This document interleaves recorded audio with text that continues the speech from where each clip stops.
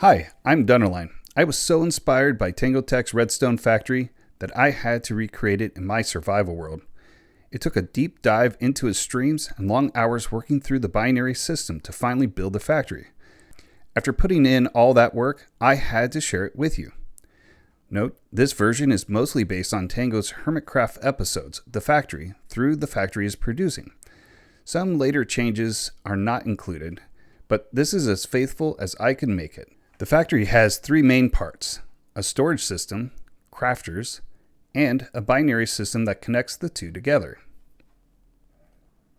I'll briefly show the storage and crafters, but the main focus will be on how the binary system ties them together so the factory can build anything you want in your world. Here's the cycle. The crafters request items from storage. The binary system transmits those requests, and storage sends the items back.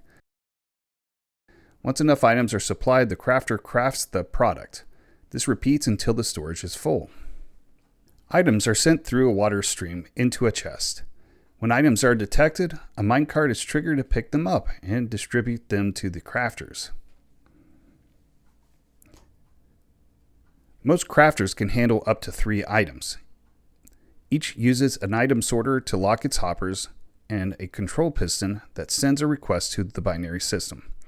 The crafter holds the full recipe with a stack of items in each slot, and each hopper is configured to pull the correct item from the minecart. Below each sorter is a redstone clock that continuously tries to craft items. A redstone clock is a circuit in Minecraft that produces a power signal at regular intervals. It stays locked when the hopper is low, but once enough items are collected, the torch here is disabled and the clock runs. When the storage is full, the crafter is locked again, this time by a repeater. Below, a copper bulb turns off once the system sends a pulse from storage, signaling that there are no more items should be added. Now I'm going to give a quick rundown of how the Minecraft binary system works for anyone who doesn't know. This will be important for the encoder and decoder. This is the nervous system of the factory, a one-way highway from the crafter's item sorters to every chest and barrel in storage. When the factory is turned on, a signal is sent through a chain of repeaters, one at a time. If a piston above has pushed down a block, it transmits a signal through the line to request an item. For example, if the system is requesting glass, the encoder assigns it an ID, say 10. The repeater clock broadcasts that signal to storage, and the decoder checks for a match. If the input matches 10, the decoder fires a pulse, and storage delivers a glass back to the crafter. At its core, the encoder sends the request, and the decoder receives the signal. This next part gets really technical, but hang with me because this really will make a lot more sense as we build out the encoder and decoder. Binary is a way of counting using only 2 options. Each digit in binary is called a bit, and a bit is short for a binary digit. It is the smallest unit of digital information representing a single value of either 0 or 1. A bit has 2 states, off or 0, or on, 1. Each bit has a value, and those values double as you move left: 1, 2, 4, 8, 16, 32, and so on. For example, the number 5 in binary is 1, 0, 1. That means the first bit is on, a 1. The second bit is off, 0. The third bit is on, 1. When you add them up, 4 plus 0 plus 1 equals 5. In the factory, the bits are represented by observers and blocks. An observer is 1, a block is 0. When the repeater clock fires, it sends a signal across all the bit rails. Observers that are active, the ones, detect it and fire a pulse down their rails. So for 101, the 1 bit and 4 bits rails fire together. The system reads those 2 signals and knows we're representing ID 5. Tango's design uses 6 bits, which means the factory can handle up to 64 different IDs. Once we have an encoded signal, it needs to be translated back into a request for storage. That's the decoder's job. Timing is critical. When a binary signal runs down the line, the system doesn't just fire it straight through. First, any on bits trigger a prep pulse. This resets the decoder and prepares a control line so it is ready to listen. After a short delay, the real binary signal arrives. If it matches the decoder's arrangement of block and observers, the control line allows it through. If it doesn't match, nothing happens. For example, if we were to decode the number 5101, this initiates the control line. The binary pulse follows, and only the decoder is wired for 101 outputs. Everything else resets. The decoder is essentially the inverse of the encoder. Where the encoder uses observers as ones and blocks as zeros, the decoder flips the pattern. Blocks become ones and observers become zeros. Seen side by side, the symmetry is clear. The encoder creates the signal. The decoder is tuned to recognize it. Start by placing a row of observers facing down. Add a row of blocks, followed by note blocks. Add another row of observers facing down.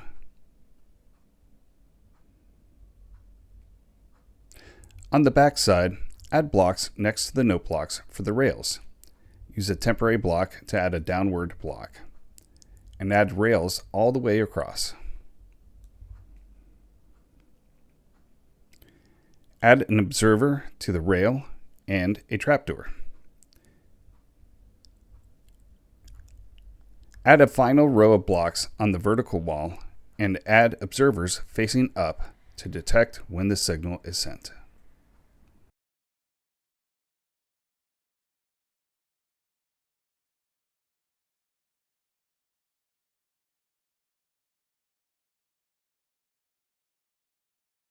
Add a row of blocks here and one more row of observers facing up.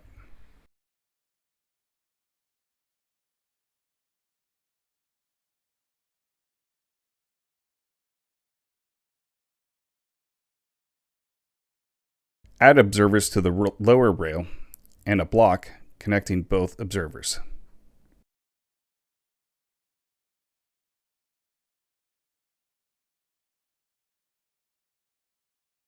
Add repeaters at one game tick facing out towards the decoders.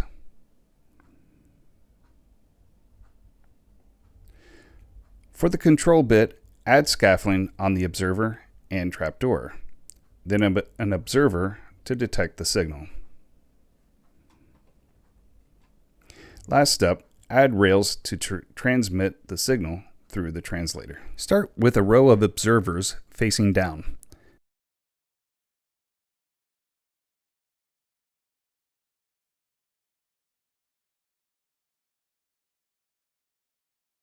Build the binary ID above them like 101. Then place a block over the control line. Attach a dropper to the control line with an observer to detect its pulse.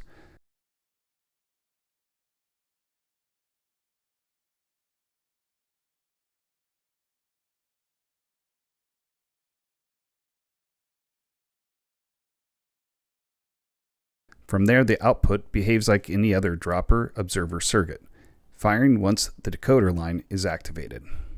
With the encoder and decoder working, connect the rails to the storage system along the side and back walls.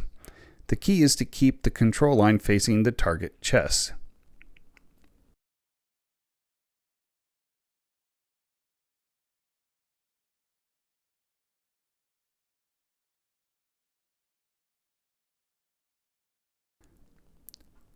On the back wall, a redstone torch tower carries the signal up to the dropper.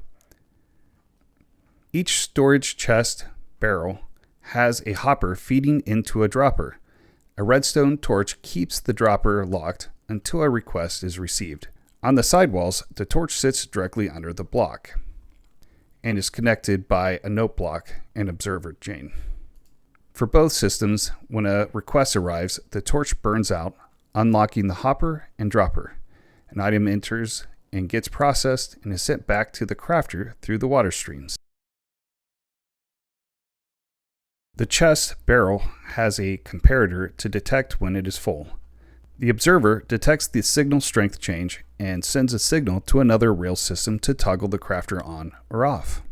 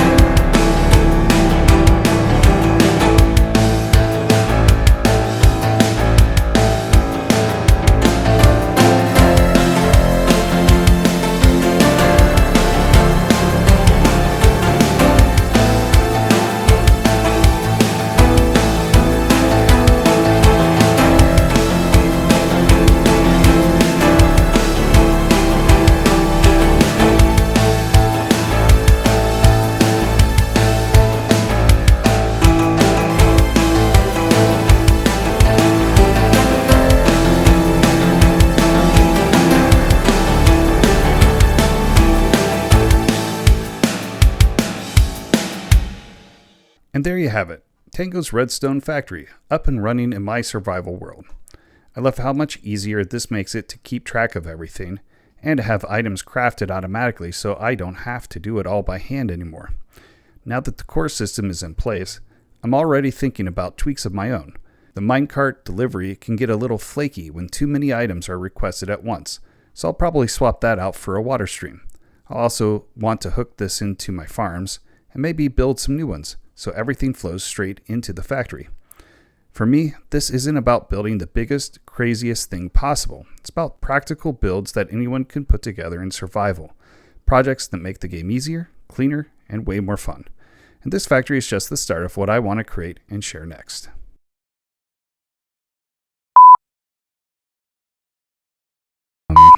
If we are in too much trouble, we may have to turn the factory off. There is a lot of things going on. That is requesting a lot of hay bales. Why is it getting that many hay bales? That is a ridiculous number. All right, time to fall. and die.